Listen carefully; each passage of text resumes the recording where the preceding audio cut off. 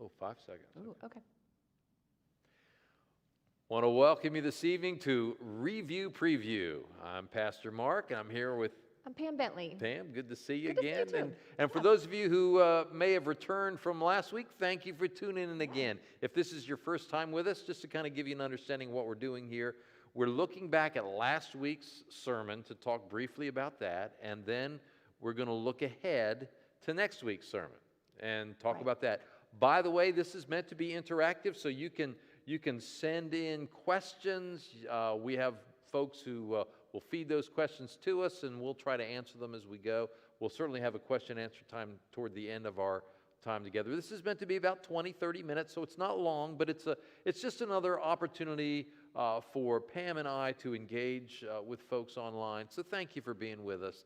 And Pam, let's talk about, we'll go to review, talk about last week's sermon.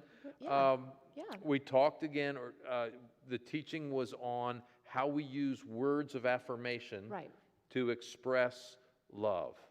And as we talked about that, one of the things that I tried to point out is that the tongue is really a tool that can be used for good or not so good. Absolutely right. I know it can emit some positive energy that can come out of that, or negative energy. It is up to us what comes out. And so, we need to think about that, because you never know what. Sometimes we just say what comes out. We don't really think too much about it. In some circumstances, we don't really think about that too much. But we need to. We need to really think how that's going to be received. Some people pride themselves in saying, "Well, I'm just a plain-spoken person. I just speak my mind." And I'm like, well, maybe, but maybe you're just a little bit of a jerk, you know? Right. I mean, because one of the things we're called to do as Christ followers is to exhibit self-control, self-discipline. It's one of the fruit of the Spirit. And one of the ways self-discipline exercises itself in our lives is how we choose to use words. And so the message was on the positive way. And I got to say, whenever I've done a lot of sermons on words and how we use them and how we talk to one another and that sort of thing, always it's one that generates a lot of questions, a lot of interest, a lot of response, and this message did as well. I had a lot of people saying that, there are some things that they really needed to think on, which is good, because I'm in the same boat. I found the sermon convicting to me about the way I've been talking recently, so I'm glad if that helped other people too. Also had folks who had counterpoints and questions that were very helpful as well. So we talked about gratitude. Expressing gratitude is one of the ways. Can you recall a time when you expressed gratitude to somebody, or somebody expressed gratitude to you? Yeah, as a teacher, in many aspects, as a teacher, in ministry, and then I was a music teacher for a long time, and so as a teacher, hearing back from students and parents a thank you for working with them, for helping them, for doing things like that. It's so good to express our gratitude, because the more that we can look out and see what is good, and we can recognize that, and we can say thank you for things, the more it does open our eyes to good things that are out there, and good things in our life, and good things in the world. And the more that we expose ourselves to that, the happier we'll become as well along the way. So it is really important to express gratitude, to be thankful. Yeah, and there is a connection between gratitude and happiness. Sean Acor, who wrote a book about the Happiness Project, talks about the research that bears this out. It's not that happy people are more thankful. It's that people who are more thankful become happier. Right. And so I find that this is where prayer helps, spending some time in prayer every day. I do it early in the morning, just expressing gratitude to God and just thinking about some of the average, ordinary blessings we take for granted that are so good, and being able to thank. And then to walk into situations in the home, at work, or wherever life takes us with these two questions in my mind. Who can I thank today? Who can I notice and recognize? And then the other question, who can I encourage today? I think those are questions. We talked also about encouragement, the importance of being on the construction crew rather than the Right. demolition crew. And I think as we go through our day, as you go through your day and you think about who do you come in contact with, every one of those interactions that you have with whoever it might be, whether it's somebody at work, somebody in your family, or if you're at the store and it's somebody at the cashier at the store, that is an opportunity to show thanks, to encourage that person along the way, and you never know what that one positive comment that you might make could really make such a difference to someone. Oh, I worked in a bank when I was in graduate school, a part-time job at a bank, and I was a bank teller. They called us customer service representatives, but Right. I was a bank teller. And I was next to this guy who was just one of these very happy, very positive, very, just always polite and just great to be in his presence. You talk about how words have energy. He brought positive energy into the bank and into the work we were doing. But I'll never forget one day there was this long line, and I finished with the person I was, and there was the next person in line. I called him forward, and he said, no. He said, I'm waiting for him. He wanted to go just to this guy, so I had to take the person behind him. But this guy was so popular, people would wait in line to let him do their banking business. And it was, it just reminded me that when you have trained yourself, disciplined yourself, cultivated the ability to be thankful and affirming and encouraging, it can really not only bless your life, but bless so many other lives.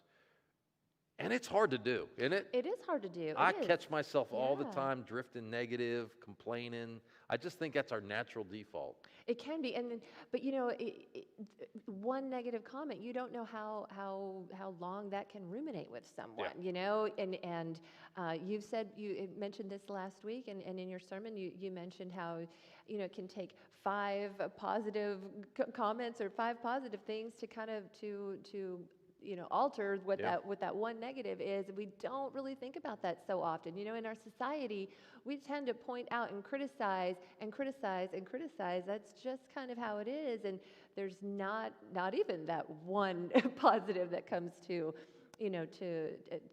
counteract that a little bit, to balance it out. We don't see that. And we live in a culture today where sometimes somebody who's real positive and always looks to the positive side and is always grateful and always encouraging, other people look at that person sometimes and think, oh, they're not real. They're living in some Pollyanna world. They're not facing reality. They're not.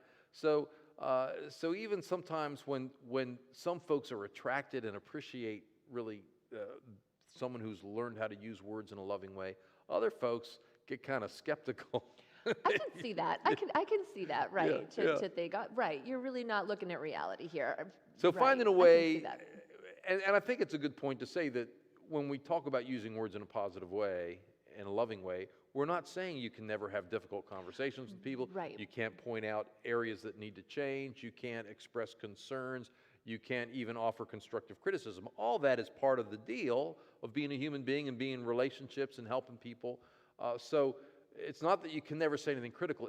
It's the old expression, it's not what you say, but how you say it. How you right? say it, Yeah. right. So, Well, and there's a time for everything. There is a time to tear down, but there's also a time to build up. So being part of that construction crew, not the destruction crew. Yeah, that's good. Yeah. The last thing I mentioned in that message that, I was really reluctant to do it. My wife insisted, no, you got to talk about this. It's on everybody's mind. Was the bit about expressing your opinions and viewpoints with grace, being gracious in how you express your opinions and viewpoints. My wife thought, given the current political climate, we all need to be reminded about this because it's not modeled well in our culture. Right. Frankly, it's not modeled well by some religious leaders in our culture sometimes. And, what I'm finding is, we're in a political season right now, and it's very volatile, and it's very divided. It is. It is. I mean, when you look at the polls, America, you got, a bunch of people, almost the same numbers of people in each different, camp, and then a small number of people kind of in the middle. And so everybody's just kind of yelling at each other Right, Or right. that's how it seems. It's probably not that Well, bad, but because I think that there's a point where people feel that if they have not received any validation for what they're right. saying, what they're expressing, if you don't get that validation back, what do you think next is? Well, maybe I just need to say it louder. Yeah, well, that's a good Maybe I point. need Yeah. to change the tone, and it becomes louder, and somehow it seems to become angrier, Yeah. and then there we go, and we kind of it leads that way, instead of taking a step back and thinking, okay, if this viewpoint is not being validated by others, well, let me see how am I expressing Yeah. myself, because maybe I just need to tweak what I'm saying or how I'm saying Yeah. it, and instead of just saying the same thing over again, louder and in a more angry tone, let me rephrase that Yeah. a little bit so that more people will listen. So I think that's Yeah. where that grace comes into play, and taking a step back, taking a pause, and regroup that a little bit. I think so. And uh, I'm sort of a middle of the road kind of person, so I have good friends and people I love and respect on both sides sides. of these Me too. political Yeah. divide. And it's really interesting when I hear one person from one side say, I can't believe anybody would think this way, right? And then people are, I can't believe anybody would ever think this way.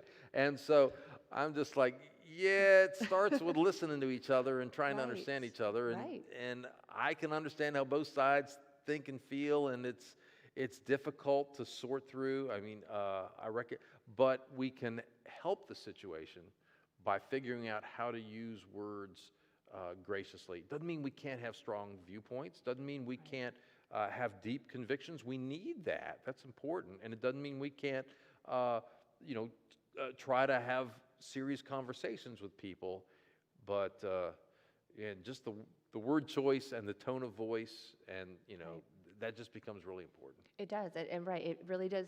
When it puts it in that perspective of last week, you said it's a skill set. It's part of Yeah. that skill set that we need. If we're going to love well, we need to have that in our skill set, especially Yeah. this political season. Yeah. So anyway, Yeah. so those were things we Yeah. talked about Right. last week.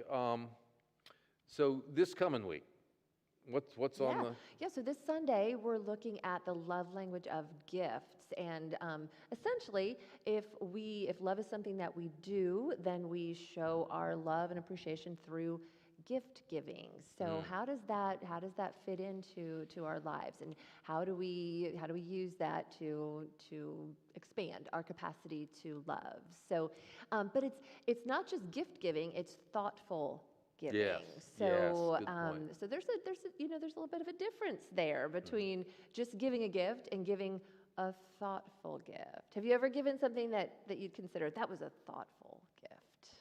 I have, you know, uh, it turned out to be not as thoughtful as my wife does a lot of yard work. Okay, Right? okay. So I know people are going to just think this is the terrible thing, but I really was excited when Christmas I got her a leaf blower. Okay, well, I thought that would be great. congratulations. Yeah, so, it's That's a a thought that thoughtful counts, right? gift, But yes. but she did really like it. Okay, good. But on Christmas morning, it wasn't as well received as I thought it would be. So there was a Christmas when the car that I was driving, the rear view mirror in this particular car was very shaky. Anytime I'd go over a hump in the parking lot or whatnot, the rear view mirror would shake. And so one Christmas, my husband wrapped up a new rear view mirror for me. That's great. And that was my Christmas gift, but it was very thoughtful Yep, because I would yes. always complain Yep. about the rear There you view go. mirror. So that was a thoughtful gift, right? It Right, was like right. putting thought into that, knowing what I was feeling, So there you go. It was a meaningful gift that you gave. There you So go. it's good. But that's what it is. It's recognizing something about that person. And I think Yeah. that I think when I think of a thoughtful gift, it's a gift that says, we have a relationship. I know a little something about you. Like, if you get somebody their favorite bottle of wine, or you get somebody a gift certificate to their favorite restaurant, or or you happen to know they're a fan of a particular band, and you know get them a CD, or I guess they don't use CDs much. Well, I don't know, yeah, or a yeah. ticket to the Yeah, concert, whatever. right, But right. you know what they like, and so you get them something that says, "Hey, I know you." So I think that can be a thoughtful gift. Right, yeah. Well, and it takes effort though to recognize those things. Yeah. It takes, we can get so busy and so wrapped up in our own life that it can be hard to take note of those things, that you have those conversations to find out what somebody's Yeah. favorite bottle of wine might be. We don't always take that time to really think that through. And so it is about creating that space to be thoughtful, Yeah. space to find out what is going on. Whether that it's a gift of appreciation for someone, or just some, small thing of, showing compassion for someone that's going through a tough time, or Right. empathy for someone. Yeah. Showing. Yeah, gifts Right. can be a variety of things. Right, They don't right. have to be something you go to a store and buy. Right. Oh, right. Yeah. Yeah. Sometimes those simple things, those things that don't cost a whole lot of money. So that's it too. It's not this type of gift giving really doesn't fall into that category of being like materialistic so Right. much. It really can be about just, a simple show of your appreciation, some kind of In a small few weeks, thing. we're going to talk about acts of service, and in some ways, acts of service are also a gift for somebody. Right. It can be. Yeah. Right. And when you think right. about it, all of these, we're basing this whole series on love on this book called the Five Love Languages, and we're kind of talking about them as not so much languages, but as skills you develop, 5 skills, and several of those skills, when you think about it, quality time, or acts of service. Those are, you're giving somebody something. You're giving them your Right. time. You're giving them your effort. So Right. so in some way that's a gift. When you're giving somebody something material, it's a token or an expression of that you appreciate them. That it's sort of replacing the words. Okay, When right. when right. you thank someone or you encourage someone, you do it with words. Well, you can also do it with a gifts. gift. Yeah, Mhm. yeah. And Yeah. and for some people, gifts mean more than others, and certain gifts mean more than others. That's I true. learned early in my marriage that my wife is not a flowers person. Like I'd bring her, this is really nice, honey, but flowers, they're nice, but so I had to find other ways. Right. It takes a little bit to figure out, yes, like, right, what are those gifts that are Yeah. going to be the Yeah. most appreciated, right? Yeah, Yeah. exactly. Yeah.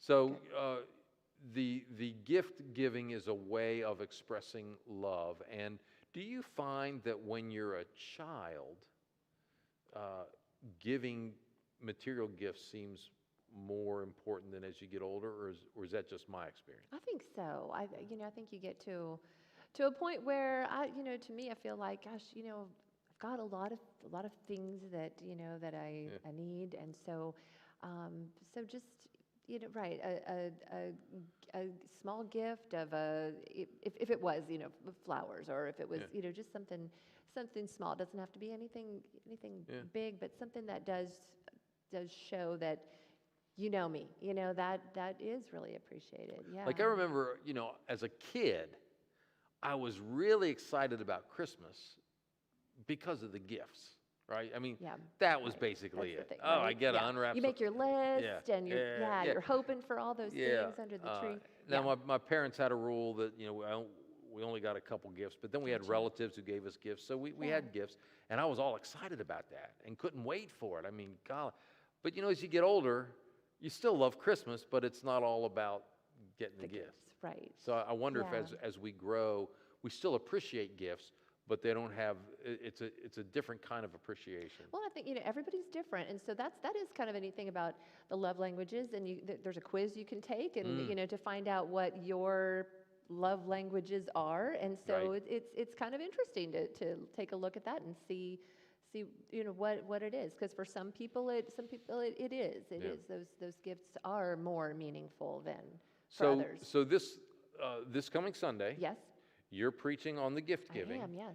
What is the one key point you hope everybody takes from the message?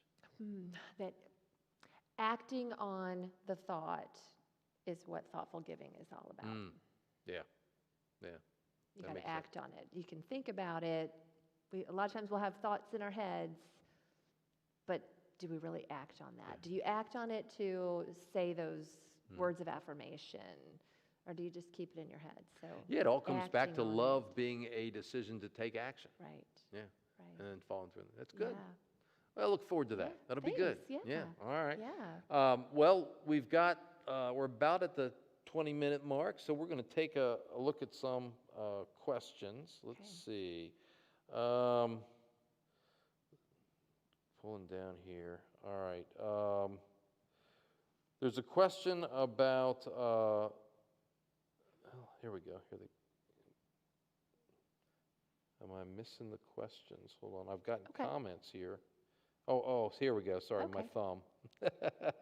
You can still send a question in if you've got one. Yes, Put it in the chat. I'm just learning how to use this Yeah. thing. Okay. There's a question here about how do when I give a gift to somebody, they question my motives. How do I know? I guess they why are you doing this? Was it should I even bother to keep trying, or should I give up? That's really interesting. It is. Okay, so. So when you give a gift to somebody, and then they receive it, but then they're like, "What's your motive? What's your?" Because the truth is, in cultures, gift giving can be used as a way of, I'm doing you something good. Now later on, I'm going to want you to give me a favor or do something for me. Right. It's almost like not a bribe, but kind of like a tit for tat. Yeah, right. Right. Because usually there's something. What do you want from me? You're buttering me up for something. Yeah, What is yeah. it? What is it that you're buttering me up for? Right. So how do we? Yeah. I think that's what if it's truly you're just given from your heart, you're given that out of love, you're given to show, to express that. I think you give the gift, and then you be honest and you say, I really just want you to have this. Yeah. And then that, if that continues to be something that that's just how you kind of express love, that becomes who you are.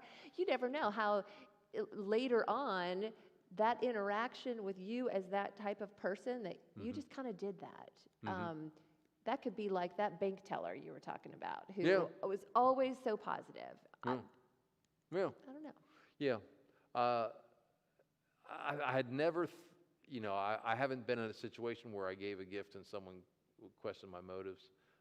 I think it probably means you have to, follow it up with other types of actions and behaviors to make sure that they feel like, oh, yeah, this is a sincere relationship. Right. Yeah. So that could be where exactly right. If it's coming kind of out of left field, that's not consistent with your behavior in other capacities, then Something we didn't talk about that also gets complicated with gift giving is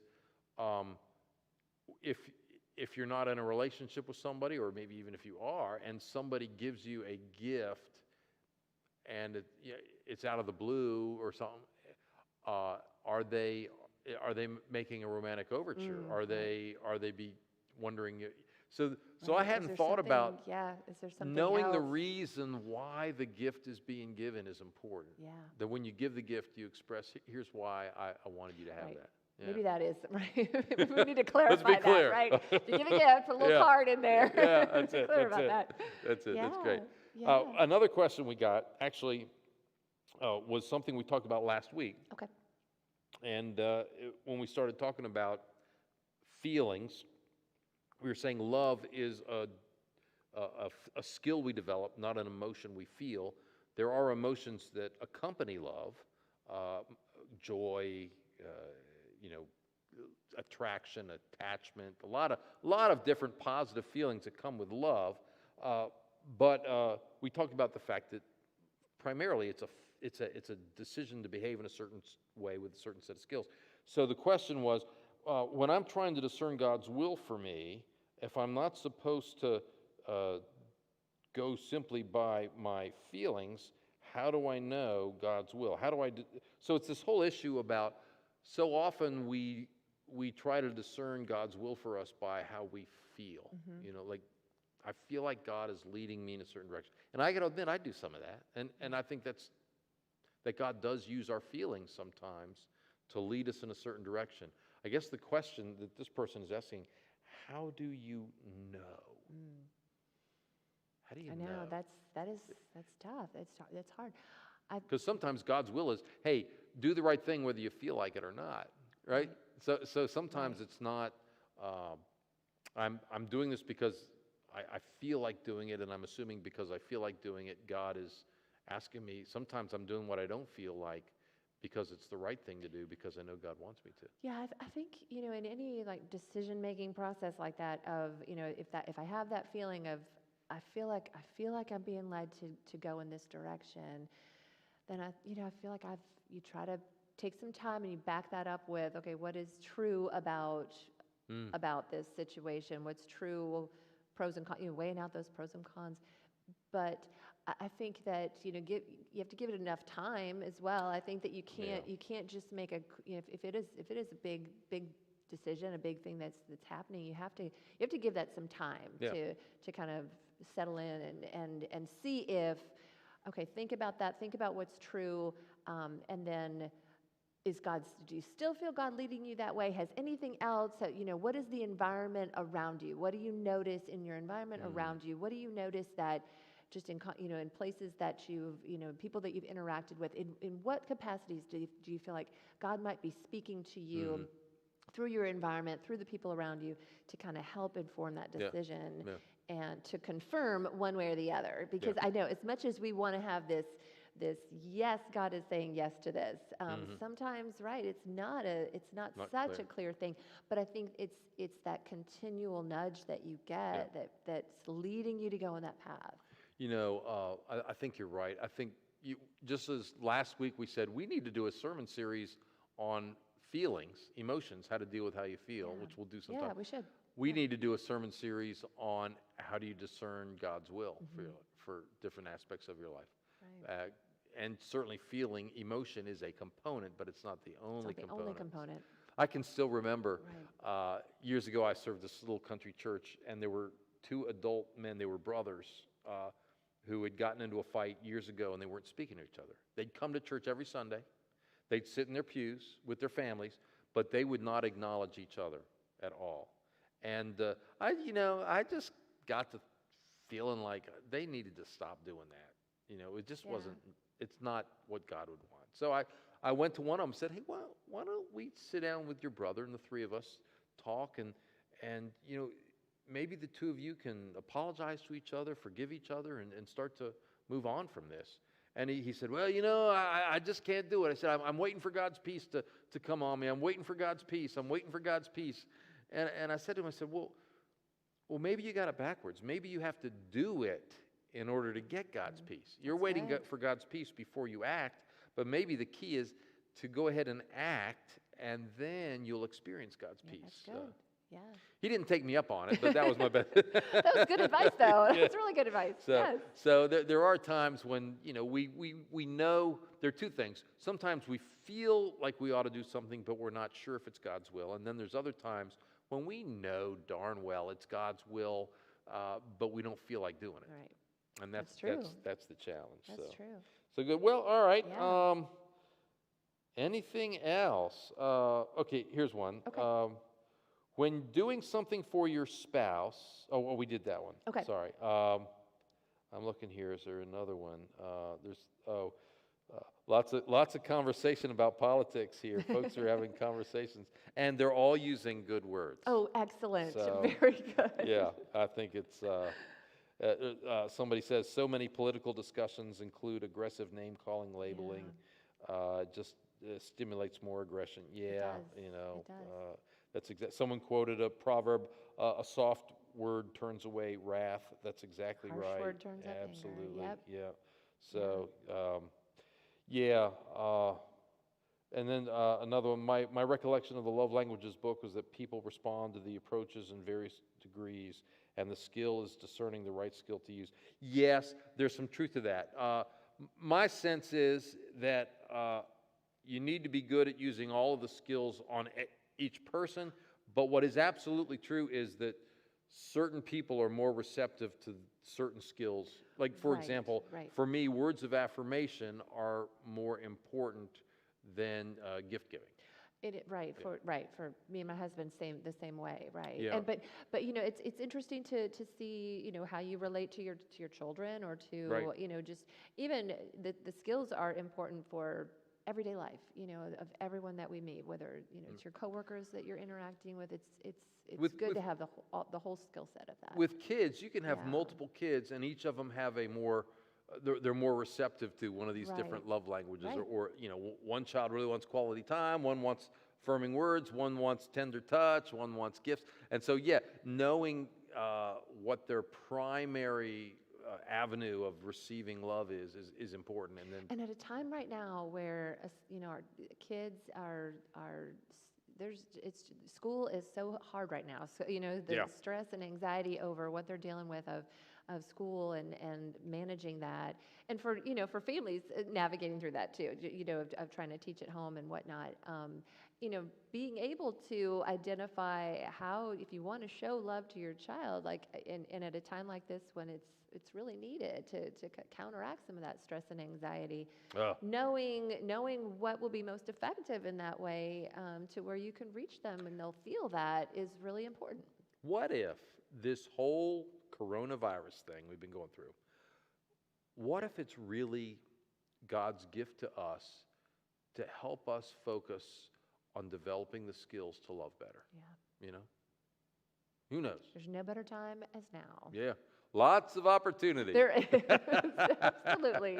Yes. Well, thank you. Yes. Thanks, folks, for turning Thanks in. for coming. If there are other questions that we missed, I know there's some other conversation going on here and some questions. If we missed any, I'll be sure to bring them up next week.